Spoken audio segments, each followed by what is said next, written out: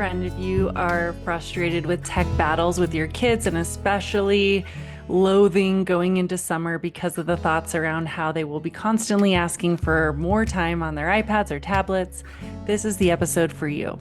We're going to dive into how we can curb those tech time battles and what we can encourage our kids to do instead. Hello and welcome to the Sustainable Parenting Podcast. Let me tell you, friend, this place is different.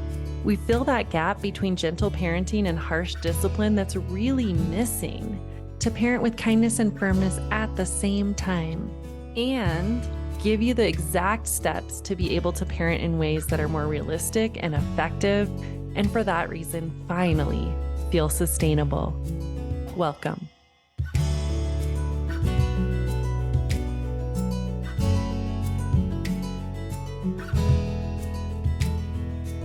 So let's split what we want to stop doing into 3 sections and then what we want to start doing into 3 sections.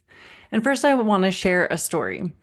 I get super frustrated when my kids are constantly begging for technology. I mean, I think it's one of the things that just like grates on my soul like nails on a chalkboard because of a multitude of things, right? I was raised in the 80s. Many of you listening probably were as well. And we don't understand this constant begging for more TV time when outside it's beautiful and there's lots of fun to be had. And we're like, where is this desire coming from? Don't you want to play basketball? Don't you want to build a fort? And then when they seem to be not interested in doing anything else, it can be really easy to want to give up the fight because it feels so hard and just be like, fine, okay, I just don't have it in me to battle with you anymore. I totally relate to that. And I want to say, I notice in myself and in others that we can create our own worst enemy. Meaning, we can be frustrated that our kids are begging us so much and unable to self-entertain in ways outside of technology. But if we don't give them space to learn how to entertain outside of technology, then they don't have the muscles to do so. So the first thing I want is it's like, let's put our hands up, let's make a pledge. First key thing that we want to stop doing is assuming that tech is the default only way for a child to feel entertained or happy during downtime. We don't need to believe that. We can know that the more they have, the more they crave it, but also the less they have, then the less they will crave it. And they can build muscles of how to entertain other ways. We just have to often push through a little bit of that transition, like a detox, just like any other drug. So let's make a pledge that we are not going to have it be the default option to fill boredom.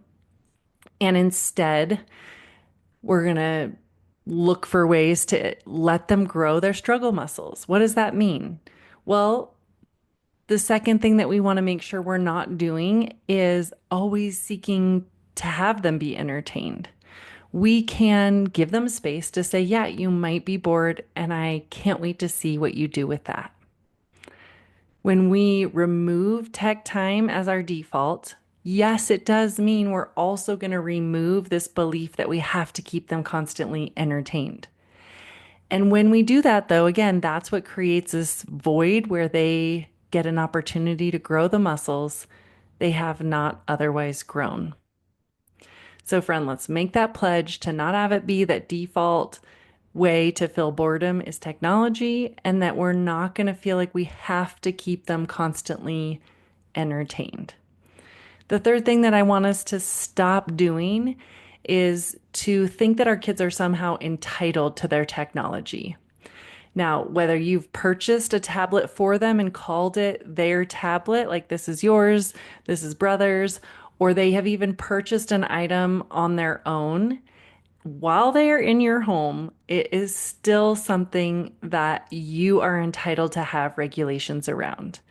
Now, it's harder to do that if you haven't set it up ahead of time, but you still can wind things back at any point. And so if you're considering them getting an Xbox for the summer or they already have it, either way, I recommend you set out an agreement to be like, let's talk about summer. This is a place and time where I want to be clear if you are doing these kinds of chores that you're responsible for or this amount of outside time, then this is the amount that you have access to this tech item. It's not just a default thing that they are entitled to, it is a privilege. And it is something that is still in your ownership overall. You're paying for the internet that it's connected to, you're paying the power bill that's charging it. You still have a right to have regulations, whether you've called it their tablet or they have even purchased the item like a laptop or something themselves. So, three things that we're going to stop doing is thinking that it's our default to fill boredom, to use technology. We are going to stop thinking we have to keep them entertained, and we are going to stop thinking that they are entitled to this item just because we've named it as theirs or even if they've purchased it. Now, here's what we want to do instead. Instead, friends, let's make agreements in advance with our kids that use screens strategically. Let's make a plan that, say, X number of pages get read from your summer reading contest, or X number of chores get done in the morning, then you get this amount of technology time. Or after we have spent time with family members and been helpful with our cousins during the weekend, then we will have X amount of tech time on Tuesday through Thursday.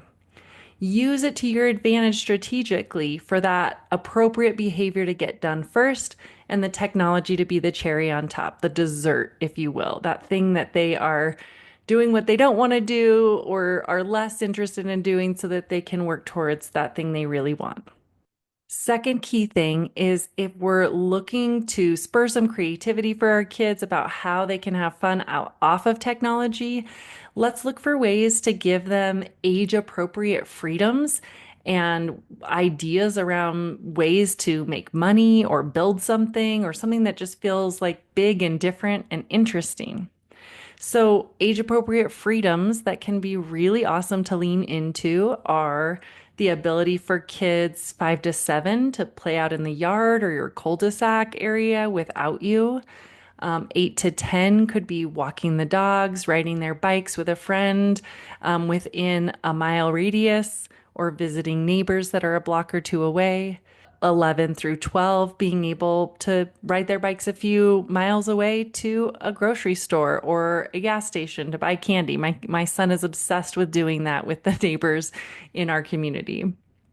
Look for ways that they get some freedom that is interesting, and that will likely spur them to want to do those things. Like they're looking for something that kind of is exciting, and we can create that through freedom, and we can create that in ways that they have freedom, so they don't have to go to technology for that buzz of adrenaline. Another idea is do it yourself projects, things like giving them actual hammer, nails, wood, art supplies, cardboard, tape, depending on their age, a glue stick and glue guns, things to be able to build forts, paper airplanes, build unique, sitting areas. What would be interesting to be able to empower them to have some building in do-it-yourself ways this summer? The next thing that we can do to help them have something else to do is just to encourage all the areas of creativity that can happen without being adult led. I think in summer, we often think that it's our job to enroll them in a camp or something specific. And don't get me wrong, if you have to work and they need to be in camp so that they're being supervised while you are at your place of work, absolutely. But if you're at home and thinking you need to enroll them in camps so that they're entertained, perhaps look for some opportunities to just have materials and ideas on hand and just holding the space for them to see what they do with it. I mean, I can remember a time just 2.5 years ago where my son was, gosh, he would have been around 9 at that time, and he just sat in the chair spinning and spinning and spinning in the living room because I had said I wasn't going to solve his boredom problem that day, and I couldn't wait to see what he came up with. And he was just like slumped over on this chair, like almost on the edge of crying, hands literally on his face for about 15 minutes, like totally devastated, unsure what to do with himself. But I held tight. I did what I often call suffering with a purpose, so you can stop suffering in circles. Like it was so painful. I wanted to solve it so badly. I wanted to make a bunch of suggestions. I wanted to get him engaged in something, but I didn't. And I held tight. And guess what? He found something to do.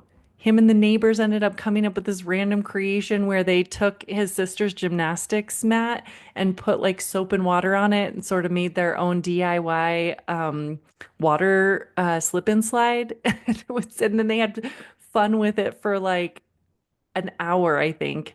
And then they went on to bikes and then they went on to basketball. And like it just kept having this cumulative effect where without thinking I was going to solve it for him, he found the next thing to do and the next thing to do. So the things that we do can really accumulate. If we're always solving things for them, we're always defaulting to tech when they're bored, they're gonna want that more and more. If we don't solve it and we give them opportunities for freedom and creativity, they are going to adjust to that more and more as well.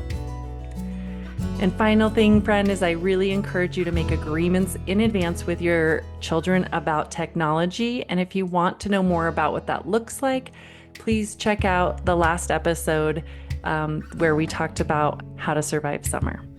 All right, friends, as always, I hope this equips you to be able to parent with kindness and firmness at the same time so parenting finally feels sustainable.